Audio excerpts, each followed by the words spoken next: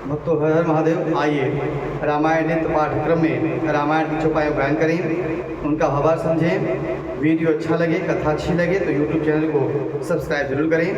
पिछले भाग में हमने गाया कि प्रभु श्री रामचंद्र जी अगस्त मुनि के आश्रम में पहुँचे हैं और अगस्त मुनि ने प्रभु की विभिन्न प्रकार से सेवा की और प्रभु श्री रामचंद्र जी ऋषियों के समूह के बीच में बैठे हैं और ऐसा लग रहा है जैसे कई सारे चकोर एक चंद्रमा को निहार रहे हों।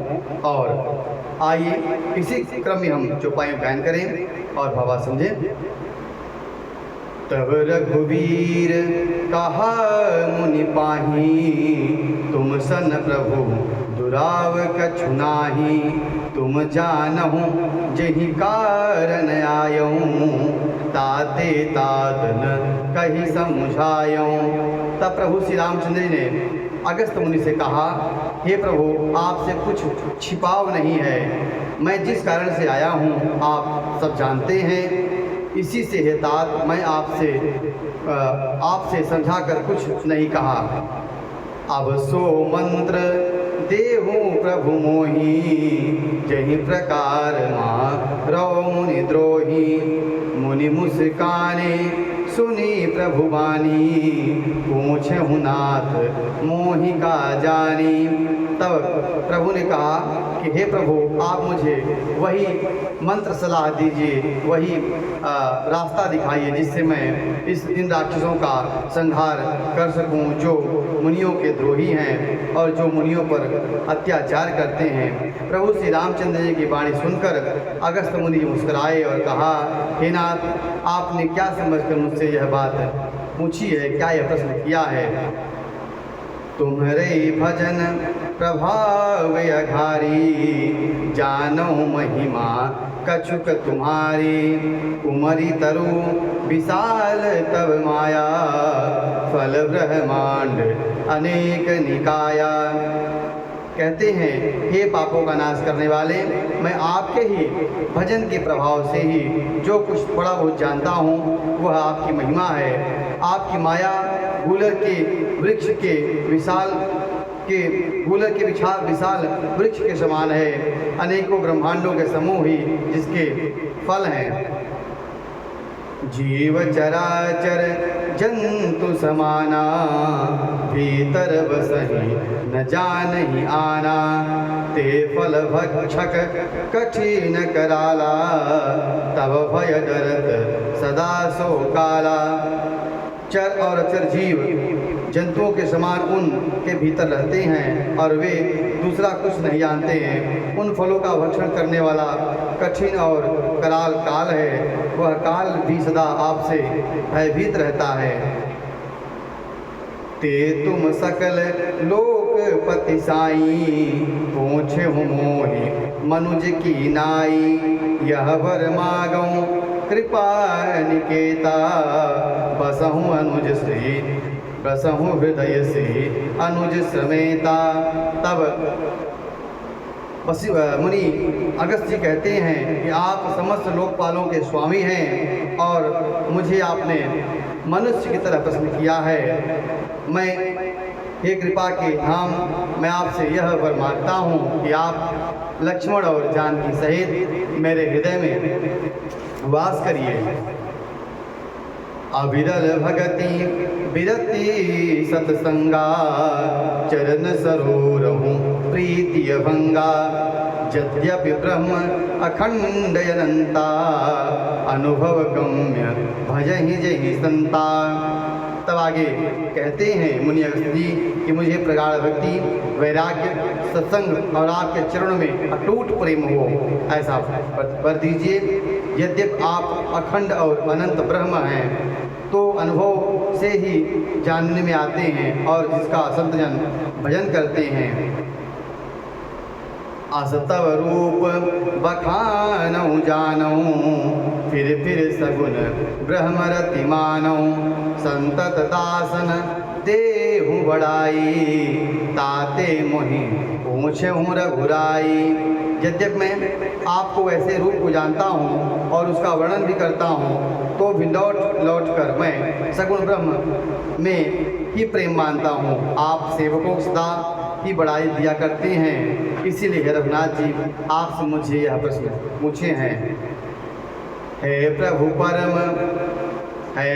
परम मनोहर ठाऊं, पावन पंचवटी तहि नाऊ, दंडक बन पुनीत प्रभु करहु, उग्र साप मुनिवर कर हरहु। हे प्रभु, एक परम पुनीत और पवित्र स्थान है, उसका नाम पंचवटी है।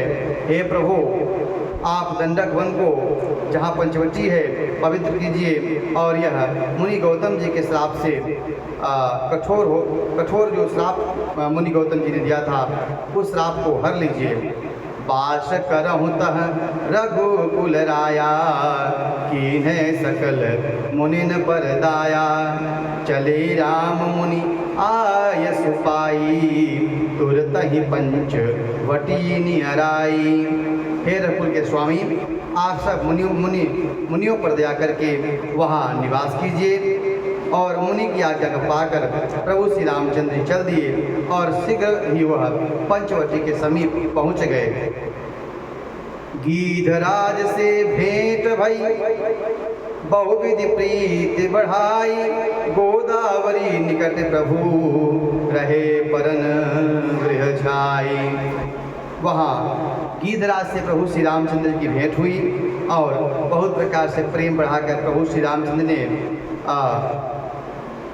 प्रेम बढ़ाकर उनसे बात किया और इसके बाद प्रभु गोदावरी तट के समीप पर्णकुटी छाकर रहने लगे। जब ते राम कीन तह वासा, सुखी भय मुनि बीती त्रासा, गिरिवर नदी ताल छवि छाए, दिन दिन प्रतियति हो ही सुखाए। जब से प्रभु श्री रामचंद्र जी ने पंचवटी पर निवास किया तब से वहाँ का जो वातावरण था वह सुंदर हो गया, सौम्य हो गया और जो मुनि लोगों को त्रास था वह त्रास बीत गया और दिन प्रतिदिन उन लोगों का आनंद बढ़ने लगा। खग मृग वृंद आनंदित रही, मधुप मधुर गुंजत छवि लहही, सोबर बरनिन सकहि राजा, जहाँ प्रगट रघुवीर विराजा। पक्षी और पशुओं का समूह आनंदित रहते हैं और भौरे मधुर गुंजार करते हैं और शोभा पा रहे हैं। जहाँ प्रत्यक्ष श्री रघुनाथ जी विराजमान हैं वहाँ उनकी शोभा का वर्णन सर्वराज शेष जी भी नहीं कर सकते हैं। एक बार प्रभु सुख आसीना, लक्ष्मण बचन कहे छलहीना, सुर नर मुनि सचराचर साई, मैं पूछूं निज प्रभु की नाई। एक बार लक्ष्मण जी ने प्रभु को आनंदित और सुखासन पर बैठे हुए देखा। तब लक्ष्मण जी ने प्रभु से कुछ छल रहित प्रश्न किए। कहे, हे देवता, आप मनुष्य, देवता, मुनि और चराचर के स्वामी हैं। मैं अपने प्रभु की तरह आपसे कुछ पूछता हूँ। मोहि समुझाई कहे सोई देवा, सब तज करो चरण रज सेवा, कहूँ जानवी आगे अरुमाया, कहूँ सो भगति करहूँ जे हिदाया। हे देव, मुझे समझा कर वही कहिए जिससे सब छोड़कर मैं आपकी चरण की सेवा करूं। ज्ञान, वैराग्य और माया का वर्णन कीजिए और उस मुक्ति कहिए जिसके कारण आप दया करते हैं। ईश्वर जीव भेद प्रभु सकल कहो समझाई, जाते होय चरण रति, शोक मोह भ्रम जाए। हे प्रभु, ईश्वर और जीव में जो भेद है वो मुझे समझा कर कहिए जिससे आपके चरणों में मेरी प्रीति हो जाए और शोक और था मोह नष्ट हो जाए। इस प्रकार लक्ष्मण जी ने प्रभु श्री रामचंद्र जी से कहा।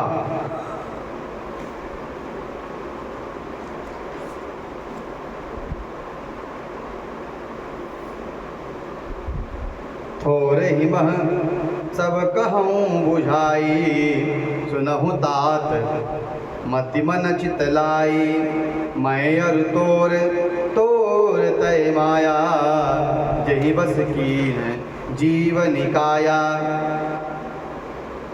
तब श्री रामचंद्र ने कहा कि मैं थोड़े में ही सब समझा कर कह देता हूँ, तो मन चित्त और बुद्धि लगाकर सुनो।